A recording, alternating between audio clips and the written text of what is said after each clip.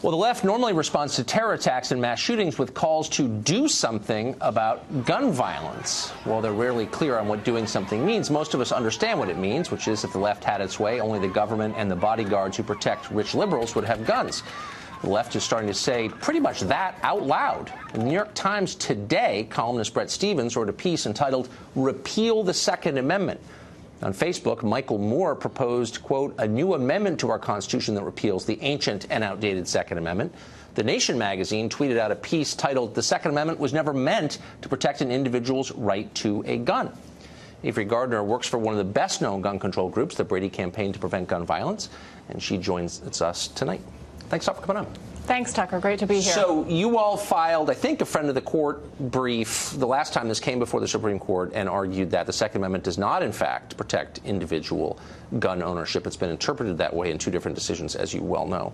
Do you think that Americans have a constitutional right to own firearms? The Supreme Court has said that Americans who are law-abiding and safe can have a gun in their home. I respect that. I'm a lawyer by training, and I respect what the Supreme Court tells us about the Constitution and what it means. We at the Brady Campaign do not want to take away the Second Amendment rights of law-abiding people.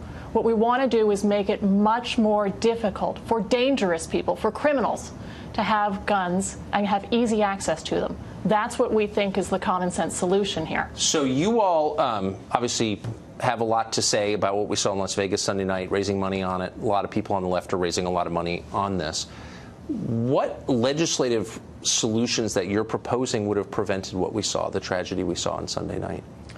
One of the most important things we need to do as a nation is improve our background check system, but based on what we know right now, that might not have stopped this shooter from acquiring his guns. That is, though, the most important piece of legislation that we should be talking about as a nation. You know, Tucker, 90% of Americans support improving the background check system. I don't want to do a segment on polling. I want to do a segment on what happened, the tragedy, one of the largest mass shootings ever on Sunday night. The deadliest, yes. Right. So you're seeing people, and Brady Campaign included, I was just on your website, saying, you know, we need to do something. What would have prevented that?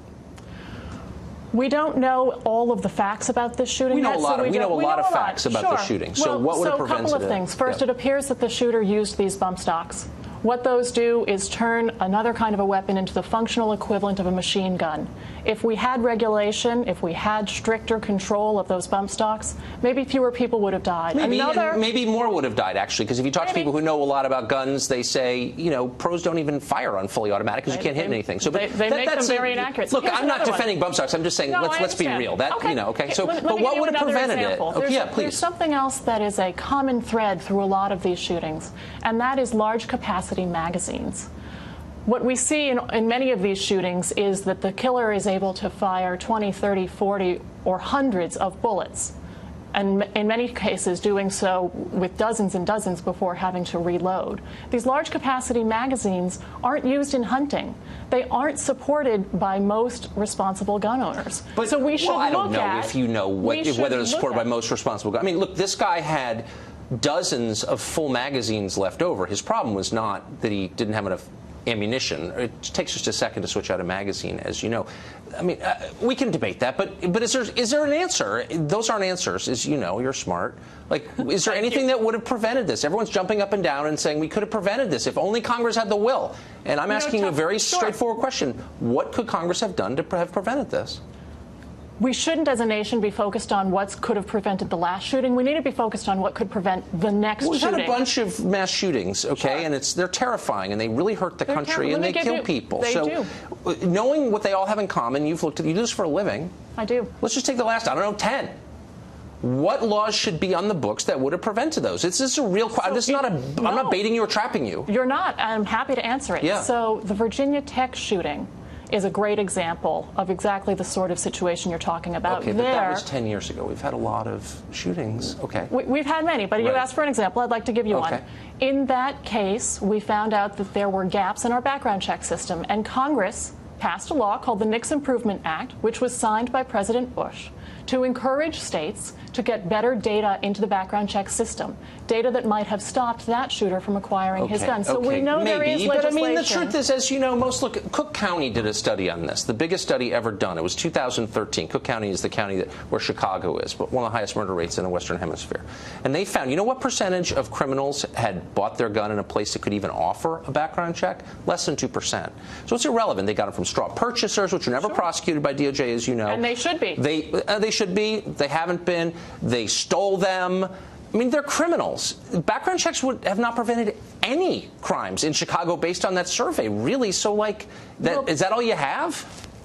No, I'm serious. Sure. Background checks have blocked 3 million sales of attempted sales of guns. But we still have all these mass shootings, and we still have all these shootings across the country. But the fact that a solution isn't going to stop all gun violence doesn't mean it isn't worth pursuing. Look, stopping gun deaths is a goal worthy of our great nation. Okay, we need to make this a safer America. What bothers me is that the Brady campaign, using misleading statistics, pretends that it has the answer. And that the only reason that we're not getting to that answer is because the evil people over at the NRA are somehow getting rich, making America more dangerous. And it's just a lie. There's no obvious answer, and you know it. And this is a really complex, confusing, tragic situation, and no one really knows what to do about these mass shooters, unless you've got some secret that you haven't revealed, do you? Tucker, I don't like being called a liar. Let me tell you how this works, right? We need a much more comprehensive, stronger system of background checks in this country. It starts by expanding background checks to all gun sales. 1 in 5 guns in America today is sold without a background check. Here's what that means. That means that a convicted felon getting out of jail tomorrow could go and buy a gun from a private seller without a background check. But as I just said, that's not what actually happens. It's not what happens. It's not what's happened in any of these mass shootings, and it's not what happens in crime. We have the numbers on this. That's not. Look, I'm not arguing even against it. I'm just saying that is not relevant to the crime and the murders that are taking place with guns in America right now. There was a massacre in Charleston in a church a couple of years ago. There was. That was by a shooter who got a gun because of what's called the Charleston loophole. The FBI needed another day to determine whether or not he was eligible to buy a gun, and it turned out that he wasn't. But because under federal law, he could go ahead and get that gun after 3 business days had expired, he got his gun, and he went and killed a lot of people. So it's another example. This was a lunatic racist who wanted to kill people, was dead set on it, and you know for a fact it's pretty easy to buy a gun criminally because there are hundreds of millions of guns in America. So this is my last question to you. That's the bottom line truth, and you know it better than anybody because you do it for a living. There are hundreds of millions of guns, hundreds of millions of high-capacity magazines. What do you do about that? Are you going to try and, because like no law short of taking those away from citizens is ever going to have a meaningful effect. Are you willing to talk about your real desire, which is to take guns away from people? I do not want to take guns away from law-abiding Americans. Look, we have a tradition, a history, a culture of hunting. We have a tradition and a history for many people of shooting sports of other kinds. And of self-protection. And we have a Second Amendment. Yeah. There is nothing that we want more than to focus on keeping guns out of the hands of dangerous people, keeping guns out of the hands of criminals. Good. That's what we're focused on. I'm totally for that. The overstatement and the pretending that we could just fix everything if we were all people of goodwill, that's just not true, and you know it. I don't know how to stop every gun death in America, but okay. I know how we could make it a lot better, and that's what we need to do as a nation. Okay. Well, thank you for joining us tonight. I appreciate it. Thank you.